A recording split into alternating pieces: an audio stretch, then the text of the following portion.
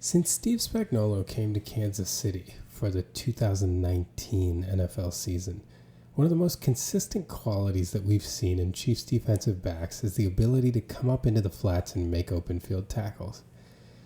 This is something that's no accident. The Chiefs seem to coach this up heavily, expect this from their defensive backs, and draft and recruit in free agency players that have these qualities, that have an interest in coming up and getting their nose into things, making big hits, and that are consistent, sure tacklers. This game against the Browns was no exception. There were many instances of defensive backs flying up the field and making big hits, making sure tackles in the open field to prevent longer gains. We'll look at a couple of those instances and dive into those plays in a little more detail.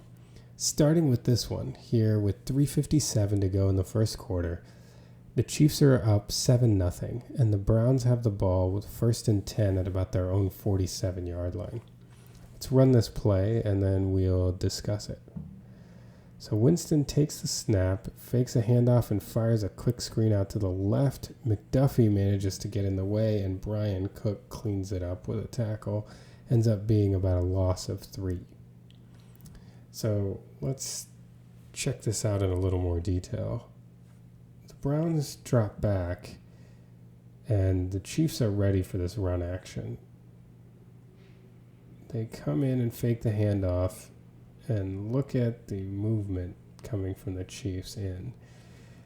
They swing it out to the left, and they really have a kind of 2-on-2 situation. So the idea is that if they can get a good block on McDuffie, they could have more with a 1-on-1 with Brian Cook. If he can make him miss, this might be a huge gain, maybe even a touchdown.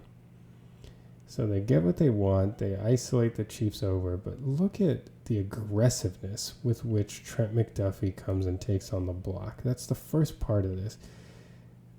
The Chiefs' defensive backs are never afraid to be physical. This is a trait that they seem to really look for. He pushes the receiver back into Elijah Moore. If you notice, McDuffie's the one initiating here. He's the one that kind of is wanting the contact, getting into the contact, pushing the receiver back into Moore, and then look at Cook come around and make the tackle. Just nothing there.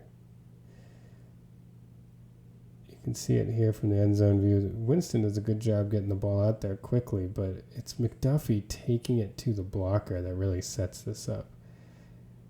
And then even though he's being blocked, he's able to pin the receiver against the sideline as much as possible, and Cook comes out over, makes the tackle, and the Chiefs stop him for a big loss here on first down. We now jump ahead to 10:59 to go in the third quarter. The Browns have a 2nd and 2 at their own 15-yard line, and they are down 21-0 at this point. Let's take a look at the play they run here, and then we'll break it down. Jameis keeps it here on a zone read and gets demolished by Chris Roland Wallace in the flat. Another example of a defensive back coming up and making a big play. So here this seems to be just a pure zone read concept. In this case, the read defender here is the edge. They're not going to block Leo Chenal on the edge. And if he crashes down like he did here, then the read for Winston, since he's crashed down, is to pull this and run. If Chenal would have come out to try to contain, then the read would have been to hand this ball off. Unfortunately for the Browns, the Chiefs are playing a zone defense, and Chris Roland Wallace is just sitting out here waiting. I think that the way that this play was designed, they thought that this motion out to the left would widen the defensive back, allowing Winston to have a lane to run. But the way the Chiefs played this, it just got Hicks to move a little bit wider in his coverage, but Roland Wallace stayed in place.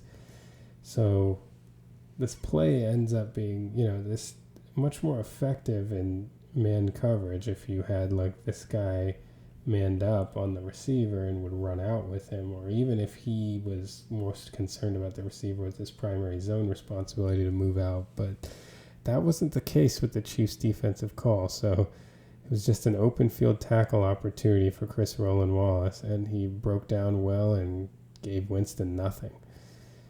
Don't want to challenge the Chiefs in the open field, those defensive backs. Winston didn't really seem like he wanted too much either. He kind of hung back and took the hit. But it's another example of when you get Chiefs defensive backs coming up, they make tackles. And this ended up being a loss on 2nd and 1, giving a 3rd and about 3. We now jump ahead to 8:21 to go in the third quarter. The Browns have a 2nd and 7 at the Chiefs' 41-yard line. They're currently down 21-0. So let's check this play out and then kind of break down what happened. So Winston takes the snap. He throws a short route to the right, and Jaden Hicks makes a great tackle in the open field, an ankle tackle, to limit it to a gain of 2 yards. So the Browns here come up in a 3-by-1 set with the tight end over here and a running back here. This is 11 personnel. The Chiefs end up running cover 2 man, but they have Drew Tranquil as a deep safety along with Justin Reed. So they're manned up underneath.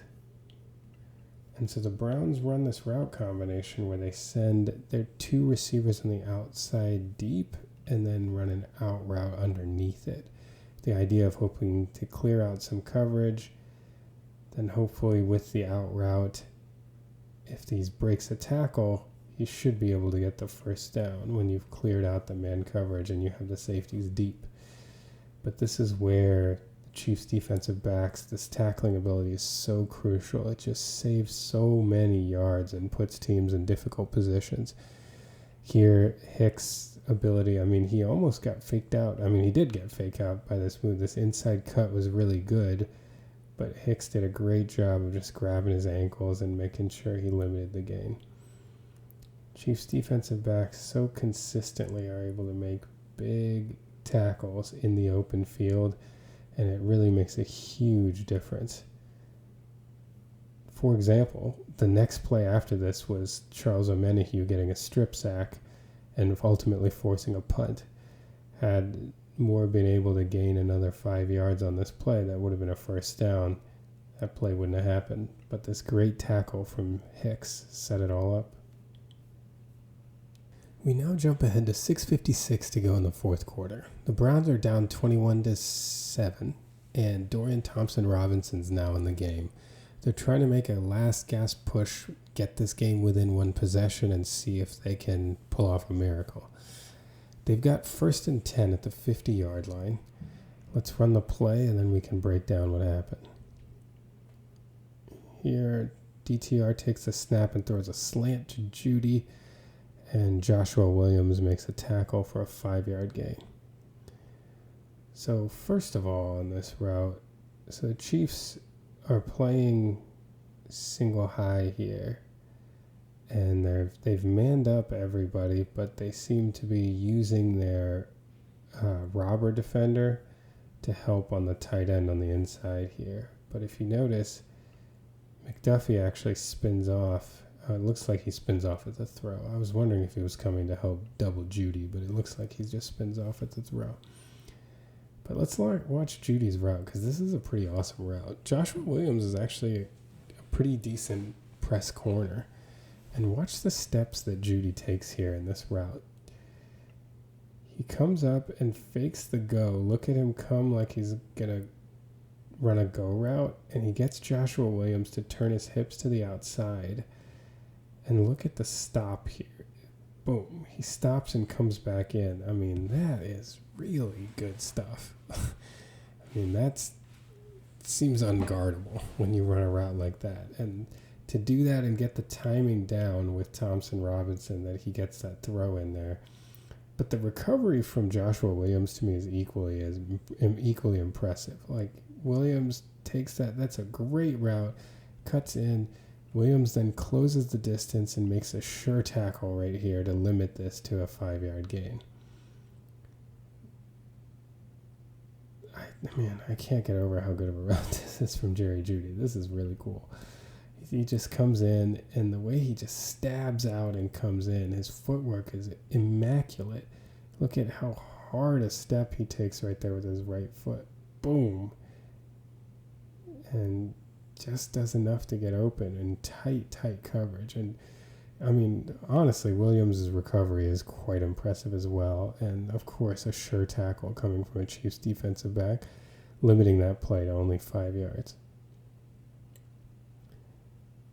You can see him as he catches the ball. Williams is already on top of him, brings him down, limits it to a 5-yard gain there.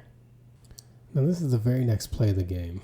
The Browns had that 1st and 10. They had the slant to Jeudy. Joshua Williams made a good tackle. So now it's 2nd and 5 at the Chiefs' 45-yard line. Let's take a look at this play, and then we can break it down. Thompson Robinson throws to the flat, and McDuffie just completely upends Ford in the flat. Ultimately, a loss of 6 yards. So here, the Chiefs are playing a cover 1. So the responsibilities here, they've got Williams on this corner, Reed on the tight end, Tranquil is your robber in the middle of the field, Bolton is responsible for the running back, McDuffie's here, and Johnson's here, and Hicks is your deep safety. So they come with a clear out on this side, an out route, and then a flat route. And since Bolton's the guy covering the flat, when Thompson Robinson surveys the field and doesn't like anything he sees, he just goes for the dump off. And look at the closing speed from Trent McDuffie. McDuffie has the incredible ability of closing distances fast, but staying under control. You see him come quickly and make big hits, but you rarely see him miss. Like, watch him accelerating, but still being so under control, hits his target. And how often do you see a guy get upended when he's not jumping? Great tackle from McDuffie. It's fitting that the last tackle in this video is by the best tackling defensive back on the team, and I don't know, possibly even in the league. It's not like I watch all the DBs tackle, but goodness. McDuffie just comes up and there's no chance. Emblematic of the Chiefs' ability to tackle in the flats, and they did such a great job of it in this game, taking away yardage, preventing hidden yardage gains, and keeping the Browns under pressure, ultimately helping the Chiefs come up with their 13th win of the season.